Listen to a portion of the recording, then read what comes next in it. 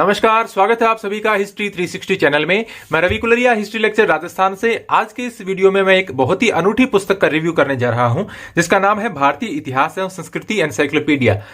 इस पुस्तक के बारे में ध्यान आकर्षण करने वाली एक तो बात यह है कि डॉक्टर हुकुमचंद जैन और एस.सी. विजय ने लिखी है, तो निश्चित रूप से ये प्रमाणिक लेखकों की सूची में आते हैं। दूसरी बात यह कि यह पुस्तक अपने आप में एक ऐसी पुस्तक है कि किसी भी अन्य पब्लिकेशन या लेखक द्वारा इस प्रकार की और कोई भी पुस्तक आपको इतिहास विषय की नहीं मिलेगी। मेरे सामने आज तक ऐसी कोई पुस्तक नहीं आई, मैंने बहुत सर्च किया, लेकिन ये एनसाइक्लोपीडिया टाइप की जो बुक है वो अपने आप में अनूठी बुक है। अब ये पुस्तक किस प्रकार की है, इसका कंटेंट किस प्रकार का है, वो मैं आपको दिखाता हूं। सबसे पहले ये देखिए, भारतीय इतिहास एवं संस्कृति एनसाइक्लोपीडिया, ये जैन प्रकाशन मंदिर जयपुर की ओर से इसको प्रकाशित किया गया है। और इस पुस्तक की यदि मैं आपको विषय सूची दिखाऊं तो आप आश्चर्यचकित रह जाएंगे कि किस प्रकार की ये पुस्तक है। जैसे आप डिक्शनरी या हिंदी में जो शब्द सूची वाले आप देखते हैं, शब्दकोश वगैरह, उस प्रकार की ये पुस्तक है। तो इतिहास के लिए ऐसी पुस्तक लिखना निश्चित रूप से साहस भरा काम है। अभी आपको मैं इसकी विषय सूची दिखाता हूं।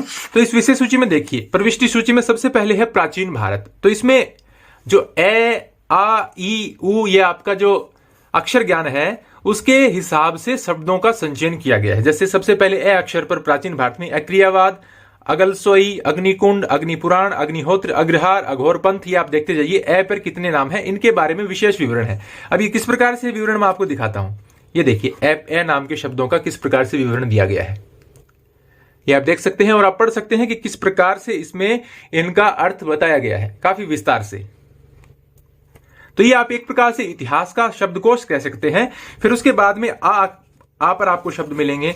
फिर उसके बाद में ई, बड़ी ई, ऊ वगैरह पर जितना भी ये आपका कै गड़े सब अक्षरों के ऊपर आपको शब्द मिलेंगे। यानी एक तरह से इतिहास का शब्दकोश इसे आप कह सकते हैं। तो निश्चित रूप से आप समझ गए होंगे कि ये किस प्रकार की पुस्तक है और अपने आप में अनूठी है। ऐसी कोई पुस्तक मेरी जानकारी में आज तक और नहीं थी और आपने भी ऐसी कोई पुस्तक नहीं पढ़ी होगी।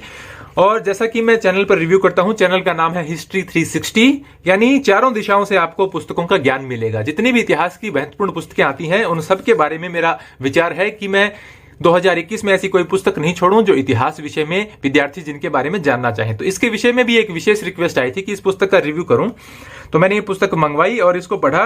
तो मुझे बहुत ही अच्छी पुस्तक लगी, क्योंकि मैं एक शिक्षक हूं और पढ़ाने का मेरा काम है। तो इसमें कई ऐसी बातें हैं जो मुझे बहुत ही अच्छी लगी।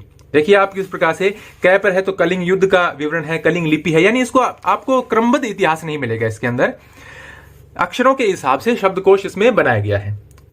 चित्रित धूसर मर्दभांड बीच में आ गया, तो आपको कहीं पर भी जो पोट्री कल्चर है वो एक साथ नहीं मिलेगा। जो अन्य पोट्री कल्चर है वो दूसरे अक्षरों पर आपको मिलेंगे। तो मैं आपको इसको दिखा देता हूं बुक को। ये किसी प्रकार के एग्जाम के लिए सजेस्ट करने के लिए रिव्यू नहीं है और इसीलिए मैंने इसकी कोई रेटिंग वगैरह भी नहीं दी है। सबसे पहले किसी भी चैप्टर से पहले एक, जैसे आधुनिक भारत में अब आपको ऐसे शुरू होगा, तो सबसे पहले अकाल संहिता, अखिल भारतीय किसान सभा, फिर अखिल भारतीय ट्रेड यूनियन कांग्रेस, अगस्त प्रस्ताव, अग्रगामी नीति। इस पुस्तक के बारे में ऐसा मैं जरूर कह सकता हूं कि आप कितनी भी पुस्तक पढ़ लीजिए, इसमें जो मैटर है वो सारा कभी भी कोई भी बुक कवर नहीं कर सकती। जिस प्रकार से विभिन्न शब्दों का इसमें अर्थ दिया गया है वो अपने आप में अनूठा है और एक शिक्षक के लिए तो जरूर काम आने वाली पुस्तक है। कई ऐसी बातें जो आपको अन्य पुस्तकों में नहीं मिल पाती वो इस पुस्तक में मिल जाती हैं।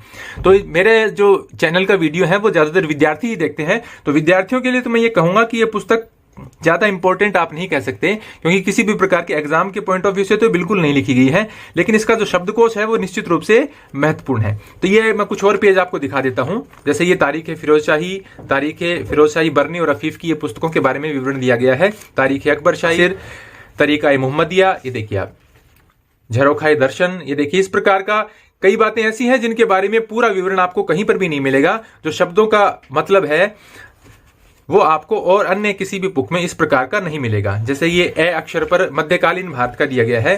जैसे अमीर आखूर आप पढ़ते हैं, रजिया सुल्तान के समय का भी आप पढ़ते हैं अमीर आखूर, तो उस समय देखिए आपको थोड़ा सा विवरण मिलता है कि उसमें बुक्स में कि अश्वशाला का प्रधान होता है, लेकिन इसमें देखिए कितना इसके बारे में बताया गया है। तो बहुत ही विस्तृत तरीके से शब्दों का अर्थ इसमें बताया गया है। तो ये एक बहुत ही अनूठी पुस्तक है और मेरे लिए तो ये अच्छी बुक है, क्योंकि मैं इतिहास पढ़ाता हूं और मुझे इसमें से बहुत सी बातों को समझने का मौका मिला है और आगे भी जब भी मैं पढ़ाऊंगा तो मेरे लिए ये शब्दकोश काम आएगा। तो ये था मेरा रिव्यू भारतीय इतिहास एवं संस्कृति एनसाइक्लोपीडिया की, जो अपने आप में एक यूनिक बुक है और इस प्रकार की कोई भी अन्य बुक मार्केट में उपलब्ध नहीं है। धन्यवाद।